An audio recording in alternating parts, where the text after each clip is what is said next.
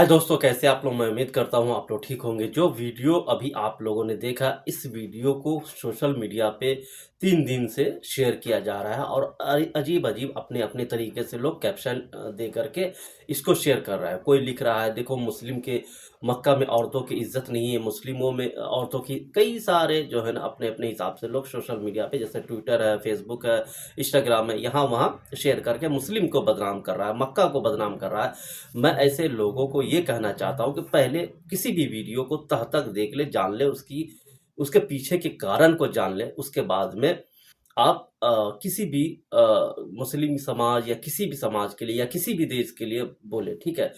इससे क्या होता है कि उस समाज के या उस देश के जो प्रतिष्ठा होता है वो गिरती है। ये ना करें आप लोग।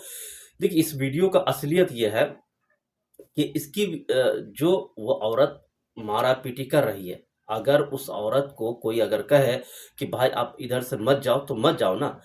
मेरा कहने का मतलब, जो एक्सेस होता है मक्का और मदीना में, एक्सेस बनाया जाता है कि इधर से लोग जाएंगे और उधर से आएंगे। तो जो जाने का रास्ता है उधर से आप जाओ, कोई दिक्कत नहीं है। और जो आने का रास्ता है उधर से अब जो आने का रास्ता था उसी में वो जा रही है। उसमें क्या होता है कि मक्का और मदीना भीड़ भाड़ इलाका है।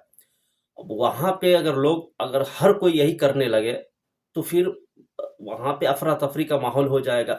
लेकिन वहाँ के जो सिक्योरिटी है, वो नहीं चाहता है कि यहाँ अफरा-तफरी का मामला हो।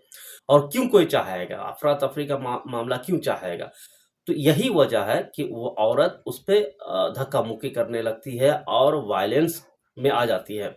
जब वो औरत वायलेंस करती है, फिर जा करके इधर से एक्शन का रिएक्शन भी दे देता है पुलिस वाला। ज़ाहिर सी बात है, एक्शन का रिएक्शन तो देना ही है और देगा ही, तभी आदमी को समझ में आएगा। नहीं तो हर कोई ये समझेगा भाई ये हम इसको डरा दिए, हम निकल गए। ठीक है? तो जो तैनात है वहाँ पे, पुलिस हवलकार है जो तैनात है जिस काम के लिए, वो अपना काम कर रहा है, अब उसमें बदनामी करना किसी को गलत बात है। ठीक है? मक्का और मदीना में हर किसी को इज्जत से, वहाँ के जो लोग हैं और वहाँ के जो पुलिस हवलकार है, हर किसी से इज्जत से पेश आता है। ऐसा कुछ नहीं है कि वहाँ पे पुलिस किसी को यानी बदतमीजी करता है। वहाँ पे हाँ बदतमीजी करता है, जो उनके साथ बदतमीजी करने पे आता है फिर जाकर के वो लोग भी बदतमीजी करता है उनके साथ, जो वैसा आदमी होता है। ठीक है? अब अगर पुलिस वाला मना करता है कि भाई वहाँ पे जो रुकने यमनी है, जहाँ पे हजरे अस्वद लगा हुआ, वहाँ पे नहीं जाना है तो नहीं जाना है। एक वक्त होता है जाने का, एक टाइम बना हुआ है। उसी वक्त असर से मगरिब तक कुछ टाइम होता है, उस वक्त आप जा करके चूम सकते हैं हजरे अस्वद को। उस वक्त आप जा, अब उससे पहले जोहर के टाइम या 2 बजे 3 बजे, इस वक्त मना मना करता है वहाँ के जो पुलिस वाला है। कुछ नियम है, जिस नियम को पालन करके ही आप मक्का या मदीना में जा करके उम्रा कर सकते हैं, ज़ियारत कर सकते हैं। ठीक है? उसके अपने हिसाब से आप कुछ नहीं कर सकते। मैं अपने आंखों से मैंने ये चीज़ देखा कि जब मैं एक बार उम्रा करने गया था, तो एक औरत थी जो काबा शरीफ का जो उनका पर्दा है, काबा शरीफ का, उस पर्दे का जो धागा है वो निकाल रही थी। अब धागा को कैंची से काट रही थी। उस पर्दे से अगर आप एक भी धागा काटिएगा ना, तो उसका पूरा नीचे का धागा निकल जाता है। अब एक आदमी आएगा कैंची से काट रहा है, दूसरा आदमी आएगा कैंची, मैं खुद अपनी आंखों से देखा हूँ। तो ऐसे लोगों के लिए क्या क्या किया जाए बताओ। उसको जाहिर सी बात है, उसको तो थप्पड़ ही मारेगा आदमी कि मक्का शरीफ का जो पर्दा है वो आप उसको कैंची से काट के उसको तावीज़ बना करके पहनोगे, उससे क्या हो जाएगा तुम्हारा? कुछ तो होने वाला नहीं है। जो करेगा, जो अल्लाह करेगा, वो तुम्हारा उस पर्दा से। तो यही वजह से वहाँ के जो पुलिस अहलकार है वो मना करता है कि आप ये रास्ते से मत जाओ, आप ये मत करो। सारा पुलिस पुलिस वाला वहाँ पे निगरानी करता है। ठीक है? अब उस वीडियो को शेयर करके लोग ऐसे ऐसे बात लोग लिख रहा है मक्का मदीना के बारे में, क्या मैं कहूँ। मैं सोशल मीडिया पर देख कर हैरत होता हूँ। खैर, उनको अल्लाह ताला हिदायत दे। आते हैं दोस्तों बड़ी खबर पे, जो सऊदी अरब से आई है। ये खबर उनके लिए है जो इकामा जिनका नहीं है, जिनका इकामा एक्सपायर हो। मैं बार बार बोलता हूँ इस चीज़ को, जिसका इकामा एक्सपायर हो गया वो कंपनी को कहे कि भाई हमारे इकामा को रिन्यूअल करे, या तो जिनका नहीं है वो बनवाए।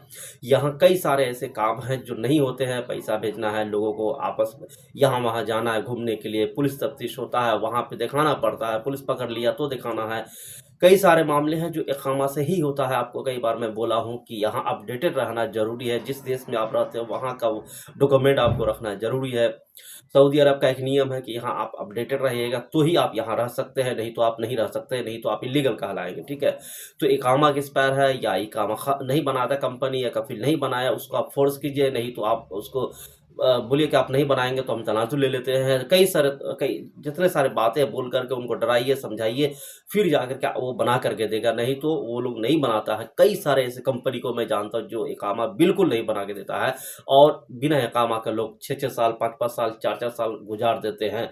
और यहाँ वहाँ से पैसा भी भेजना है बैंक से तो पैसा नहीं भेज सकते, हवाला के थ्रू पैसा भेजता है। ये सारा इलीगल काम है दोस्तों। इस तरह से आप लोग ना करें। जब तक आप कंपनी में फोर्स नहीं डालिएगा तब तक कि वो आपको मदद नहीं करेगा। आइए खबर है जो मैं आपको बता देता हूँ। सऊदी मिनिस्ट्री ऑफ इंटीरियर ने 20 मार्च से 26 मार्च तक की एक रिपोर्ट जारी की है, यानी 6 दिन, हफ्ते भर के अंदर का। इसमें बताया गया है कि अलग अलग इलाकों में 2500 प्रवासी लोगों को गिरफ्तार किया गया है। इनमें कुछ के पास वीज़ा या इकामा नहीं था, कुछ के इकामा एक्सपायर हो चुके थे, और कुछ लोगों ने गैर कानूनी तरीके से सऊदी अरब में प्रवेश कर गया था। इसके अलावा कुछ लोग ऐसा काम कर रहे थे जो उनके इकामा में दर्ज नहीं था। ये चीज़ मैं आपको बार बार कहता हूँ कि जो आपका कैटेगरी है वही काम करे, यहाँ दूसरा कोई काम ना करे। रिपोर्ट में ये भी बताया गया है कि 9 लोगों को गिरफ्तार किया गया है जो अवैध रूप से विदेशियों को ट्रांसपोर्ट कर रहे थे। इन पर 10 लाख रुपए, 10 लाख सऊदी रियाल का जुर्माना और 15 साल की जेल की सजा लगाई है। जो मिनिस्ट्री का काम करते हैं जो इलीगल तरीके से, उनके ऊपर लगाया है। इस हफ्ते तो 12,000 प्रवासी लोगों को सऊदी अरब से डिपोर्ट किया गया है। यह कार्रवाई उन लोगों के खिलाफ की गई है जो गैर कानूनी रूप से देश में रह रहे थे या अवैध रूप से काम कर रहे थे।